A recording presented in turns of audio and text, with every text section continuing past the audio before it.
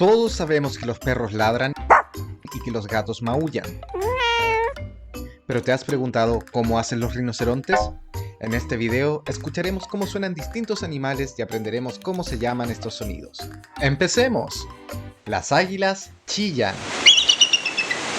Los asnos y burros rebuznan o roznan. Las ballenas cantan. Los bueyes y las vacas mugen. Los búhos y las lechuzas ululan. Los caballos relinchan. Las cabras, cabritos, corderos y ovejas balan. Los cerdos gruñen. Las cigarras chirrían. Las cigüeñas crotoran. Los cisnes, gansos, gaviotas y cuervos graznan. Los coyotes, chacales y lobos aúllan. Los delfines chasquean. Los elefantes y rinocerontes barritan.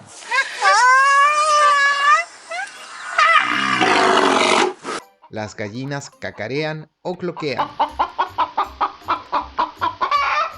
Los gorriones gorjean. Las hienas ríen. Los jabalíes guarrean. Las jirafas zumban o roncan.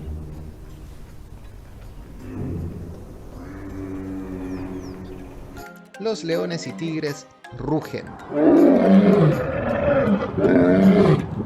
Los loros parlotean. Los monos chillan. Los osos y los pandas gruñen. Los pájaros carpinteros tamborilean. Las palomas surean, arrullan o gorjean. Las panteras implan. Los patos parpan. Los pollitos pían. Las ranas croan. Los ratones musitan. Las serpientes sisean o silban. Los toros braman. Y los zorros gritan.